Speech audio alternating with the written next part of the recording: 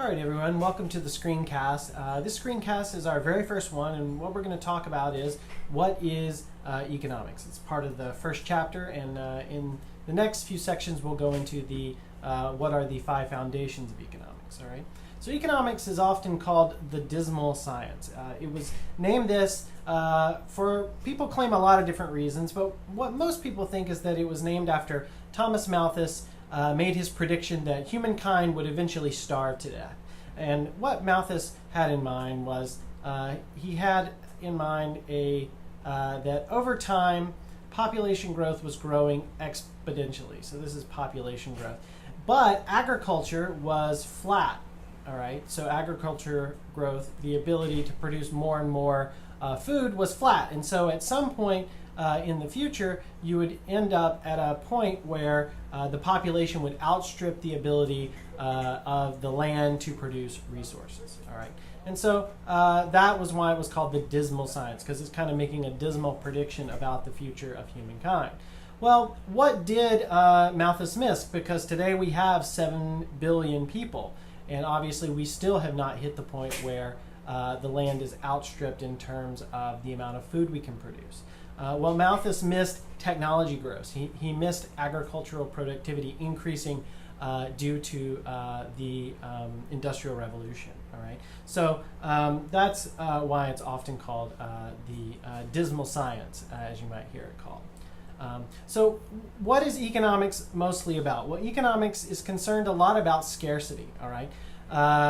There's a lot of limitation on the amount of resources that we can have at any one time. Nature as a whole only has a certain ability to produce goods for us, be they natural resources, renewable resources, whatever they are. There's a limit to the amount of stuff we can extract and produce because nothing is infinite. Not even air or water are infinite. All right, and we'll talk about air and water as kind of special cases later on in the semester.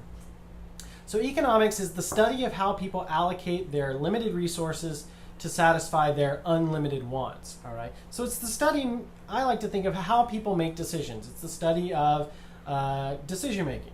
And throughout most of this class, this Principles of Microeconomics, we're going to be studying how individuals make decisions within markets. We'll talk a little bit about other decision-making processes, but for the most part, we'll be talking about individual decision-making within markets. All right. Let's talk about unlimited wants. All right. So most people have unlimited wants, right? I mean, you want $10 or $20. Well, you want $20. Do you want one vehicle or 2? A lot of people would rather have 2, especially if you didn't have to pay for insurance and upkeep of the vehicle. If I was just giving you a second vehicle, all expenses paid, you would want more. All right. Would you want 1 meal a day or 3? Well, most people would want 3. 200 gigabytes of space or 400 gigabytes of space. So more is usually preferred to less. So this leads to unlimited wants. And even if we get to a point where we don't want any more, say, vehicles, there's usually something else we would want. So usually we think of people as having unlimited wants. All right. This doesn't necessarily mean that people are greedy or anything. It just means usually we want more stuff gives us more happiness, more pleasure, more whatever it is. All right. So how does this relate to scarcity? All right. So think about that. If we have unlimited wants but resources are scarce, what does that mean for individual decision making? And we'll come back to this in just a moment. All right. So the next thing I want to talk about in introducing the field of economics to you is microeconomics versus macroeconomics. This course is Principles of Microeconomics, right? So microeconomics is concerned with the decisions of individuals, sometimes the decisions of households, and sometimes the decision of firms. And for the most part, we consider those households and firms, we consider them unitary actors. So the firm does something, the household does something. So we're really studying how individuals or things we view as individuals, like households and firms, how they make decisions. What happens to my consumption if I lose my job? So if Jim decides to buy a house while the interest rate is low, why would he do that? How do I decide how to allocate my wages in terms of the goods and services and savings that I need to purchase in the economy, all right, individually. Macroeconomics takes a big picture view. Macroeconomics looks at the broader economy.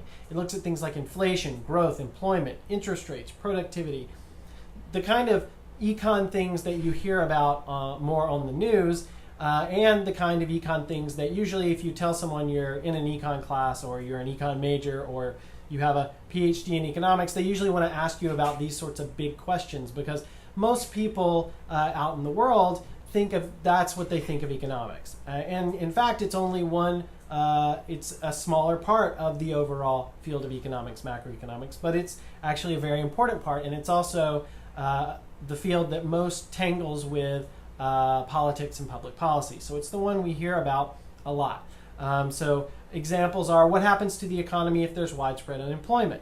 Another is the Federal Reserve might decrease interest rates to spur spending and kickstart the economy. In order to try to, if there's a recession, they might try to use government spending to try to get things rolling again. And all of that sort of stuff is what you'll study in a macroeconomics class, and we'll only touch briefly on those sorts of questions. All right.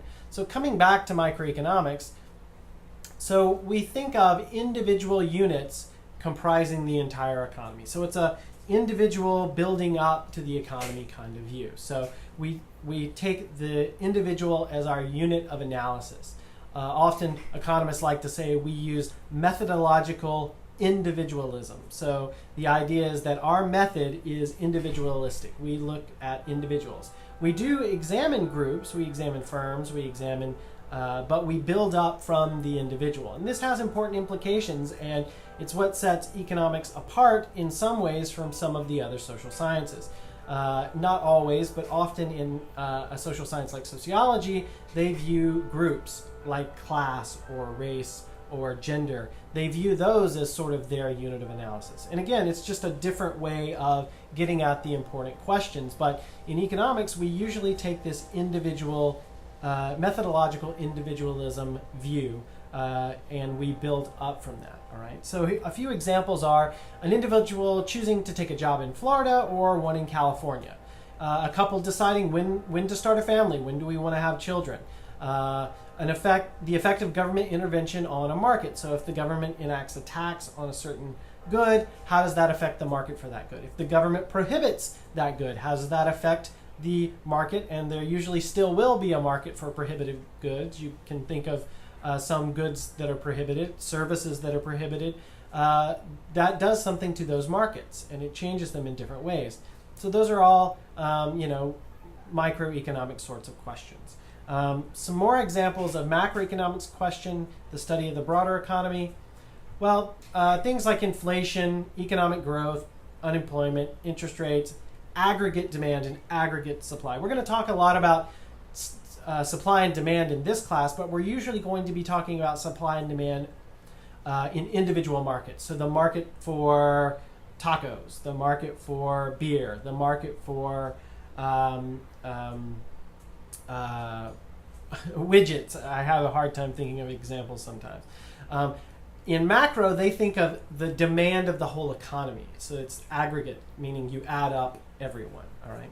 So I'm going to leave you in this screencast with what we're going to do over the next few screencasts. And that's we're going to look at the 5 foundations of economics. So we're going to look at incentives, we're going to look at trade-offs, we're going to look at opportunity costs, we're going to look at marginal thinking, we're going to look at how trade creates value. So these are kind of the 5 big things that almost all the fields of economics think hard about here.